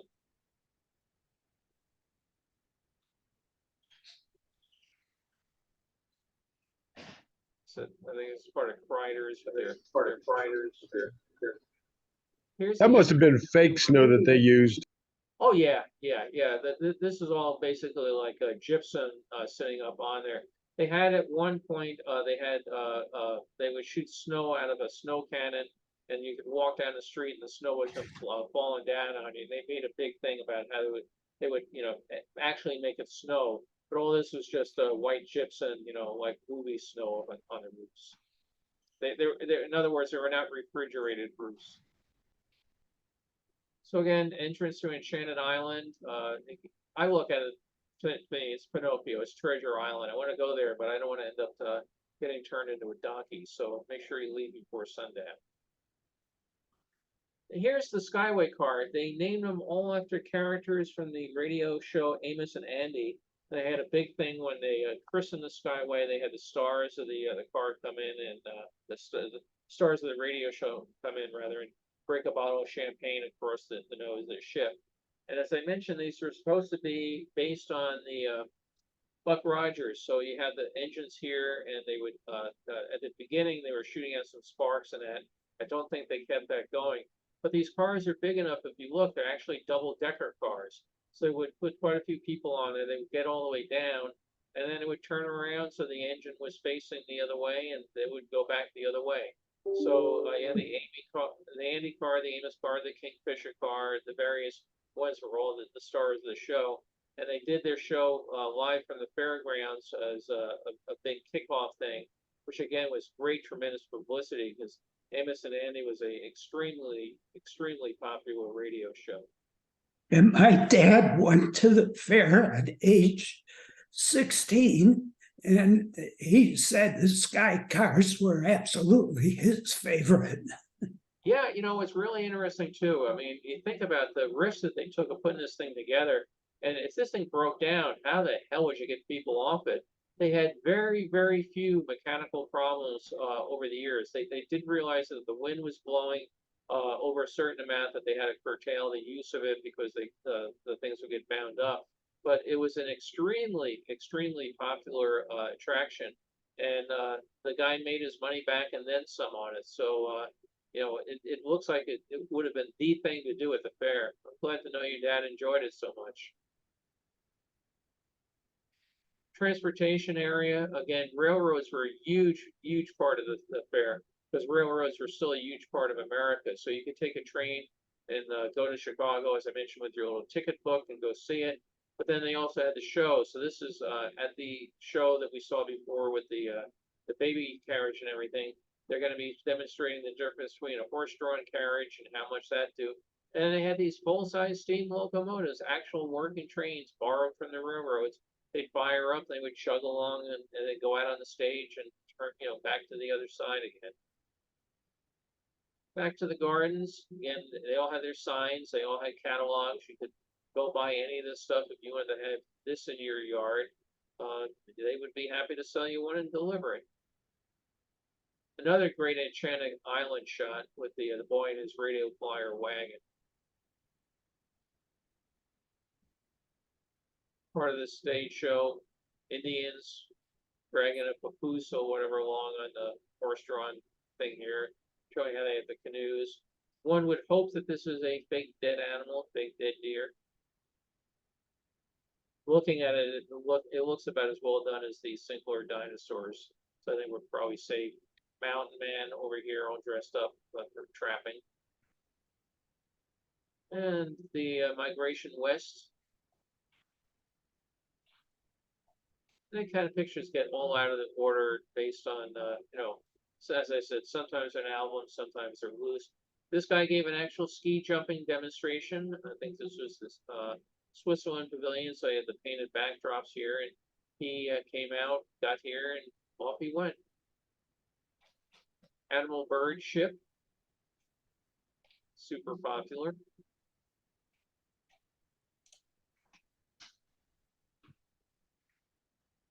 And all sorts of things going on the lake. Looks like here they've got a floating stage, and maybe that's why there's some people out here, watching it. But you've got motor launches, you've got gondolas over here, you've got the Norse war boats. You can see the head on this one here. So all sorts of boat rides for a quarter out on the lake. And the science, these would have been just beautiful in color. Inside, I think this is inside the Swiss Pavilion. Just a little painted backdrop, makes you think you're in the Alps as you're having your meal outside. This is over at the hall of the Port of States. The lake is right behind it. I've got a really nice picture of this particular work in the book. And another kids ride, the show, this one, Alice in Wonderland. So here's Alice over here. And you got the, looks like the three little pigs and all sorts of different odds and ends. Part of Fort Dearborn again. What was interesting, just on, I have a 34 page on Facebook I do, and a woman just posted that her father had been a fireman for the fair, and he didn't know where his badges went. She'd always hoped to get his badges, and somebody had a set of fireman badges, and it turned out to be, what were the odds of it, his badges with his name on the back. So she had just, 90 years later, gotten her grandfather's badges he actually wore at the fair. So occasionally things do work out. You see something on eBay, you buy it, oh my God, it's grandpa's badges. What are the odds of that? And again, some of the various pavilions, the villages that they built. Czechoslovakia is super popular restaurant. Turned out there's a very large Czechoslovakian contingent in America living in the Chicago area at that time. So they funded this pavilion, staffed it, and a lot of people went there for meals. It was very highly rated by the local papers. Back over to Switzerland. I don't know if they do the same thing that we do with snowmen with stovepipe hats and corncob pipes, but he's there at least. And again, this is all carved here, energy, get the exact wording here, we'll go on it. Energy, the substance of all things, the choices of the creators, the play of the elements. I mean, just really fascinating stuff that's all put together. I do have it in my book who was it that did this. I don't remember his name off the top of my head. Another thing you wouldn't do today, Midget City. You would go in and pay money to see little people in there, and they had, they actually lived on the fair site for the time of the fair, and they had barber shops. They had their own supposed police force and everything else. So again, they had this the 33 fair, they had a 39 fair, stuff we would happily not do today. Federal building.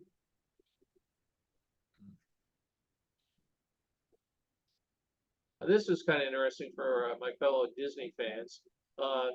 Disney had the very first exhibit at a World's Fair. This was not it. Somebody else just decided that it would be nice to have a thing where you could pose for Mickey and Minnie with, I guess that's supposed to be Pluto.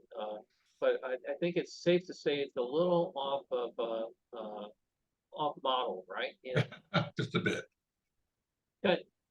But back then didn't have the number of lawyers they have today. So if you want to put Mickey and Minnie and Pluto in your garden and have people take pictures of it, that's fine. But we're going to see the official Disney one in a moment.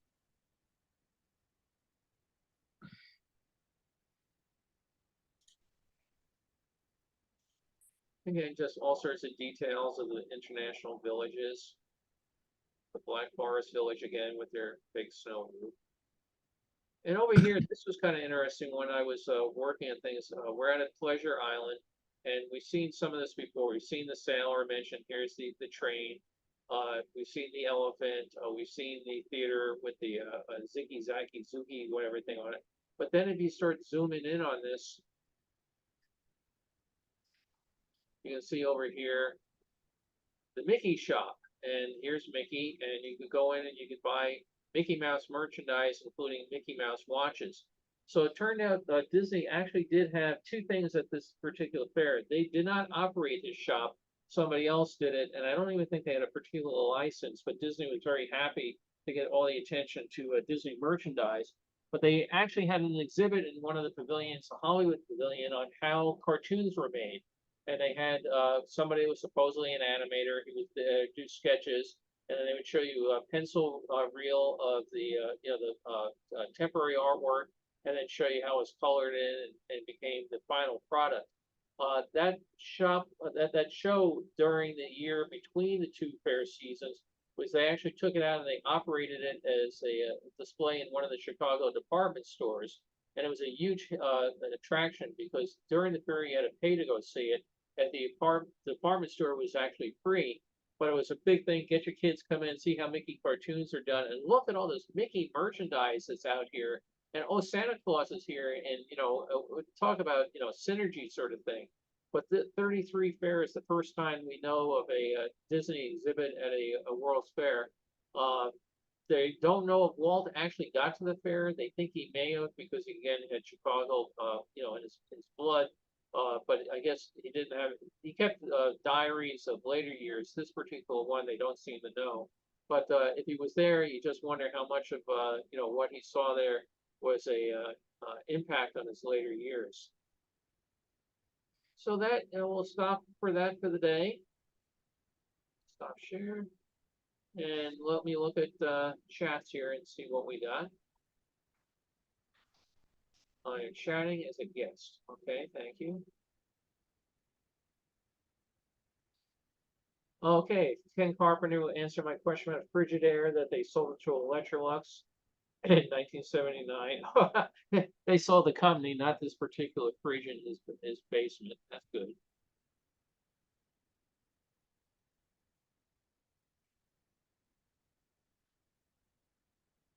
After this, she stood upon both feet and cried on the wrong point. Zizi is lucky as there.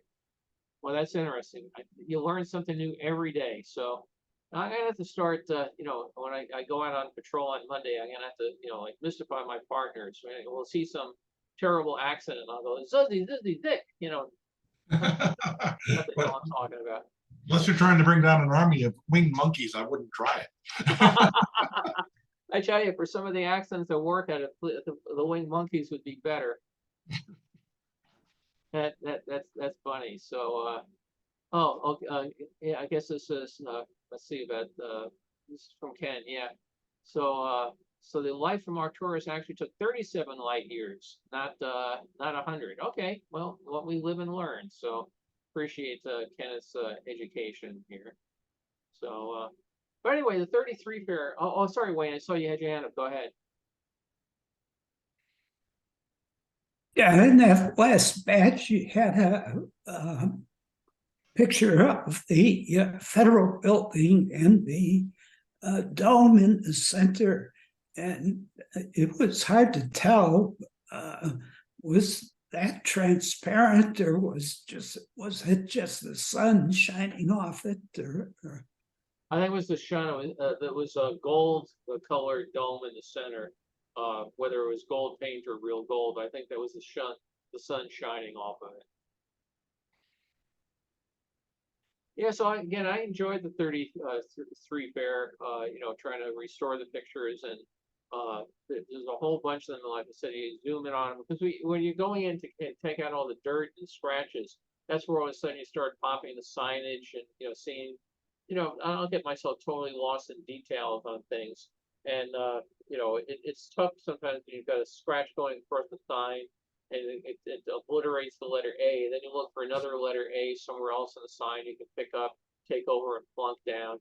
So if the sign's straight on, that's great, but if it's at an angle, now you've got to adjust to the sides of it.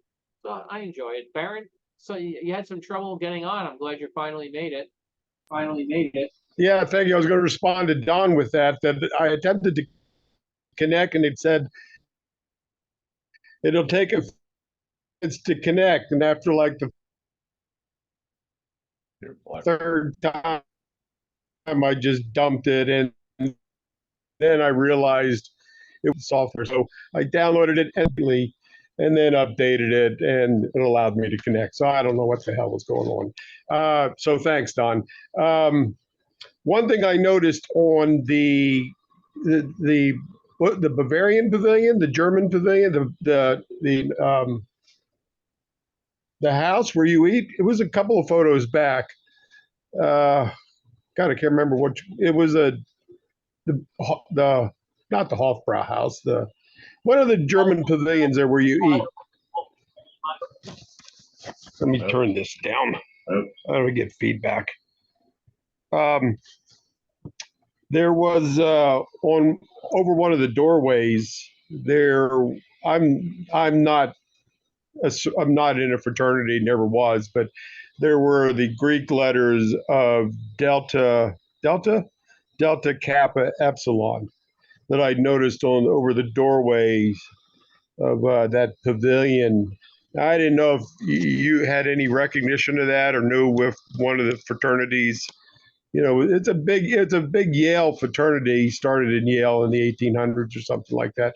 But I didn't know if you knew if they had anything to do with that particular pavilion and why, or it was just maybe they had sponsored it, or it was just something I noticed.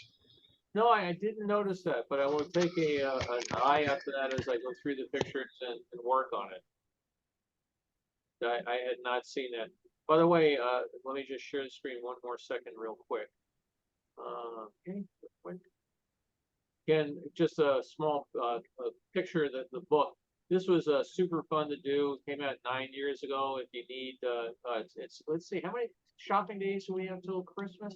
I don't remember. Anyway, it was really fun to do, and we talked about recognized buildings because there was no theme structure really for the fair. They had the two unofficial ones. I picked the transportation building back here as one of the more recognizable things. It was also I wanted something that was vertically oriented. I was glad to get the street lights in it, but the skyway going all the way across did not lend itself to a picture. That's always one of the fun things. Just zooming this a little. As you're trying to work on the books, you have all these pictures, and most of them are horizontally oriented, and you got to get something vertically oriented for the picture. So I was really glad to come up with this particular one. So not as iconic as say Fort Dearborn on postage stamps or anything, but it was one I was glad I was able to use. Bill, I had a couple of quick questions. You've mentioned how colorful it was, and it's too bad it wasn't there. And I know it probably is prohibitively expensive, but with the colorization that software they created for doing movies from black and white, do you have to have a reference color of some sort to start from, or is that built into the software with the shadings of gray somehow? Most of it does it amazingly well. I had one last night. I don't know where I did it. Let me see while I'm talking if I can find it real quick. That I did from the 30 from the 64 World's Fair. 1 second here. Let's see. Let me see if I can find this one real quick. To show that what it does for amazing difference of how they can pick these things out is just astonishing to me. Hang on 1 second. See if I can find it in this folder, because I was looking at it last night and I was saying, oh, that actually didn't turn out too bad. Question, of course, I saw it, midnight last night. Where did it go? Hang on here 1 second. Some of the colorization stuff is really kind of spectacular. What it can do. I don't know where this particular. It was an aerial photo of the 64 fair. The main mall, and it was in black and white, and I ran it through the colorization program, and I can't find it right now. I'll look for it. Yeah. They can do amazing jobs of colorizing. If I do look, let's see, under World's Fairs, second here. I think I have this something I can look for and show you some polarize it. Okay, what's fair, Chicago? To answer your basic question about do you need a reference color, you don't, because the artificial intelligence is very smart about picking reasonable colors. But if you want to get the actual color and not just a plausible color, then you need a reference. Yeah, you need, you know, to have some reference thing, but they don't do too bad a job. Is the folder showing up here on my screen now? Yeah. Yeah, this is an example of how they would colorize things in, and most cases, the artist, let me make this larger. The artist had the ability to go to the you know, site and use real colors. In some cases, they just made them up. But as we go through, that's just the text explaining it. But this again would give you an idea of how these things would look so differently in color. So lots of people love collecting the postcards from you know, 33 and 34. These are artist renditions here. Again, this will give you an idea how the Hall of Science would be in different colors. I actually have something else, I think, which is more photos that were hand tinted. I'll go grab that in a second. I just again mention how it was all done along the fair, the lake, and then the bridges going out to the islands they built.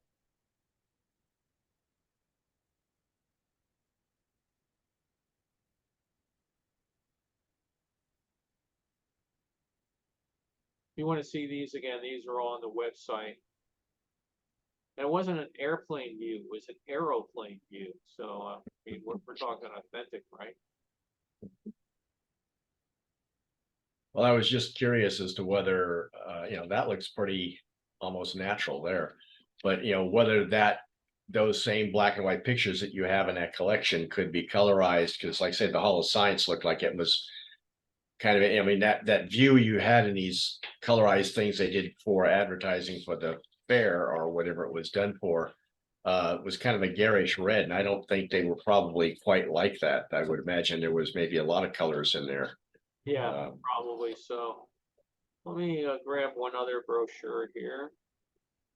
The other thing I was going to mention while you're doing that was that, you know, you talked about how Bird's ship was there because he was very popular. He'd just come back from his South Polar expedition and everything. And the same year that they had the fair and put out the 2 stamps for the fair, they also put out the Admiral Byrd Polar, you know, South Polar expedition stamp commemorating it. So that all happened at the same time. And that was, it'd be like if in the back in, well, in the 64 World's Fair, the, you know, the Apollo space capsule and all those things, even though those hadn't flown yet, were very popular because people, you know, this was, well, you did have the Mercury capsule, the one Mercury capsule that had flown, and so that would be something everybody wanted to see because that was out in space, you know, and it just happened a while back.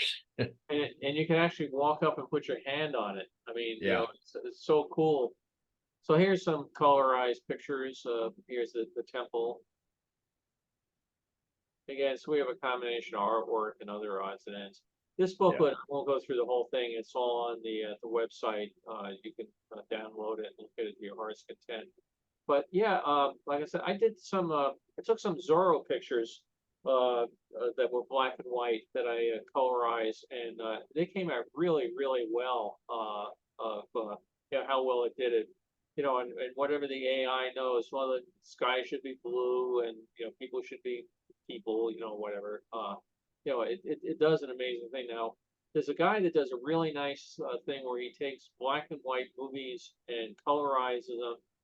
Does all sorts of upscaling them and stabilizing them and puts ambient sound. So you'll see like cars driving down Sunset Boulevard in LA in 1939. Trouble is the cars are all kind of red, and when they go around a corner, they turn black and white or another.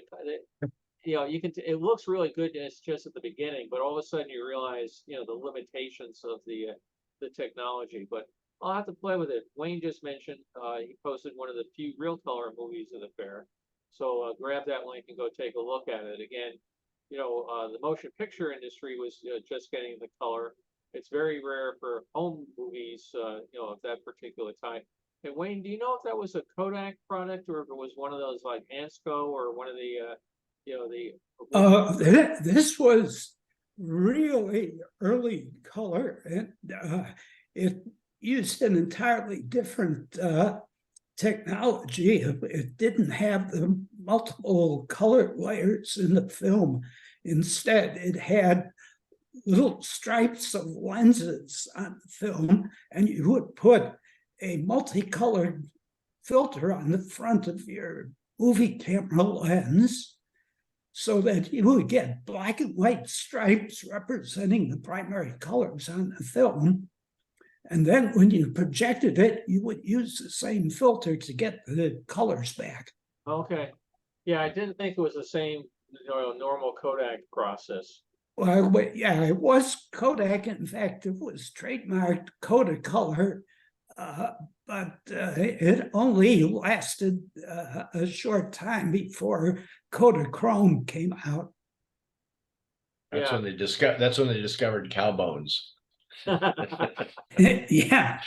Oh, there's a quote from George Eastman about how his whole business was dependent upon what kinds of weeds the cows ate. Yeah, it's stuff you wouldn't think about, would you? Yeah.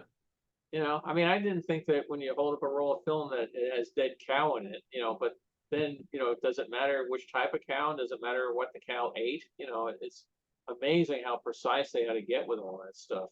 Yeah, when the cows would get into plants like onions that had sulfur compounds, suddenly the gelatin they made from that would make the film much more sensitive. So the Kodak research labs did a lot of chemical research to find out what those sulfur compounds were so they could make film that always had the same sensitivity. Crazy stuff you don't think about. So it's like the show that used to be on TV, Unwrapped, where they would show you how they make all the various food and candies and cupcakes and everything. You just see it and you think, oh, okay. Like one of the things we when we travel, we like to go to like factories and they give food tours and that sort of stuff. And we took a tour in Pennsylvania, one of the big pretzel companies. And I love pretzels. I'm always just noshing on a pretzel. But I never realized that they had these conveyor belts that went at like 80 miles an hour into a giant oven that's the length of a football field and never stopped. I always thought they would just, bring in a tray, cook a bunch of pretzels, take them out, dump them. No, it just goes through that oven really fast, and they weren't cut. They were long things looked like spaghetti, and they had a roller that would just spin and make them into pretzel sticks, or others would turn them and twist them. But they'd go into that roller and never stop. And it to me was, how do you cook something? Because you think with the kitchen, you always put stuff in the oven, you wait, you take it out. This one, you just had a really big oven, and it just went along. So I find that sort of stuff fascinating. We just saw one on TV the other night of the Jelly Belly factory, which is up near Sacramento. And the kids were all, oh, we remember going up there. And it was just, great fun. Again, how do you make jelly beans and the process of it? And, just a little machine that puts the little Jelly Belly logo on every little jelly bean. I get a kick out of that stuff. I also like going to beer tours because there's usually beer at the end. So that's always fun. Well, I hope folks enjoyed looking back at the 33, 34 fair. Like I said, I find it really fascinating. It's hard to believe it was 90 years ago. I mean, just astonishing. If you do go to Chicago, you can obviously the Ferris ground is is gone. There's a small marker out there when the Italian Air Force flew over and made a very impressive transatlantic flight over there. Was really a big deal. If you remember the old Microsoft Flight Simulator game, that's where Minks Field was. It's all gone. But you can go out there and you can still see the Adler Planetarium and the aquarium, and it's just kind of neat. Soldier Field is still there, so you can walk along and orient yourself. This is where the Sky Tower was. This is where the so and such was. And it's just a nice little walk along the lake, and encourage you to go to Chicago. Go out there, park the car, get out, just retrace the fairgrounds. So got some things in mind for next week. I will confirm them as we go on, but hopefully people on the East Coast, the mega hurricane stays offshore.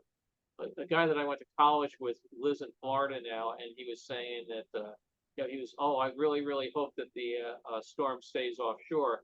Well, then it turns out it's going right towards Nantucket, and that's where he's going at the time the storm's supposed to hit there. So he's saying, again, be careful what you ask for. He asked him not to hit Florida, but now it's going to hit where he's going. So hope it works out well for everybody, and we'll look to see you next week. Great. Great, take care. Thanks, Bill. Thank you so much. Thanks, Joe. All right, bye. All right.